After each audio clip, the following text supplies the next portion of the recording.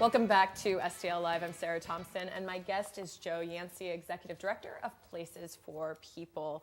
So we kind of have this graphic pop up that talks about a run coming up. Give us some more details about it. Sure. So we, actually, this is more for our staff, but it's also a fundraiser. We're big into health because that's what we do. So yes, on April 29th, we have a health fun run walk in Tower Grove.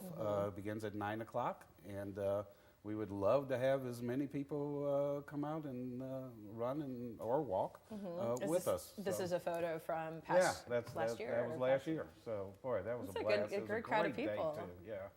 Yeah, no, it's a lot of fun, and it's healthy, something to do that's healthy. So this is open to, you anybody. Said anybody can come. Absolutely, anybody. You can go to the website. The information is there in terms of how to register. It does require you to register, but other than that, and it is a fundraiser. It does help us, obviously. That's good. Yeah.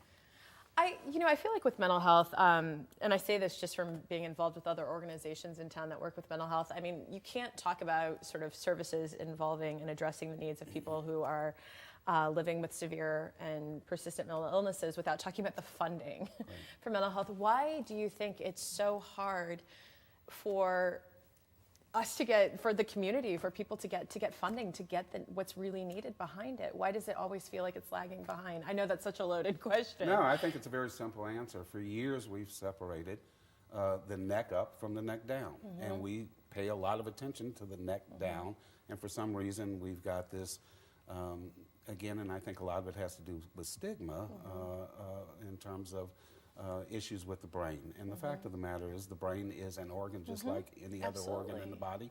It can go wrong, but I think it's stigma more than anything else. And I think that frankly impacts funding. Right. There's a real division between neck up, neck down.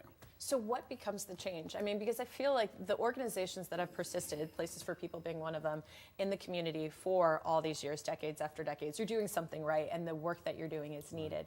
But how do you get, I mean, I just feel in the 21st century, we have to address mental health in a more serious way. This affects all of us. It affects everybody in some capacity. How do you get people on board? How do you get just the funding? How do you just get people to believe the need is there? So that's a great question, and I think one of the answers is over the last probably 7 to 8 years, there's been a real emphasis on the integration of physical as well as mental health. In other words, if you don't have good mental health, you're not going to have good physical health. If you've got a significant chronic health condition diagnosis, more than likely you're going to get depressed about that. So so they work together. So that integration, I think, is helping to change that narrative.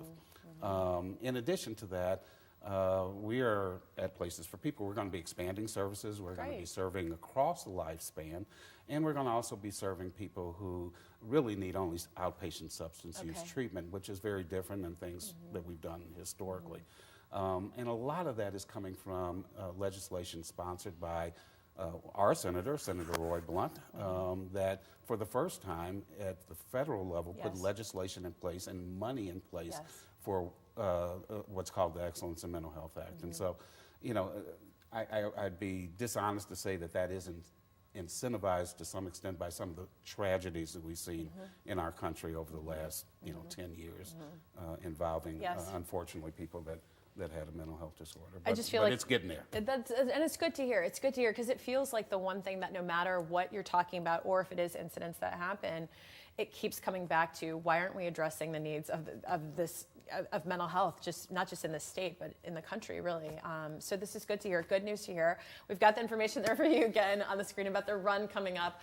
Please go out and support Places for People. I mean, everyone can do a 5K run and walk in some capacity. You can walk if you need to. So it's coming up on April 29th at 9 a.m. at Tower Grove Park. For more information, go to placesforpeople.org. And thank you so much for being here. We'll have to have you back talking about policy or something. There's a lot to talk about. Love to talk about policy. All right. Take care. Thank you. All right. Well, there's more STL Live right after this. Please stay with us.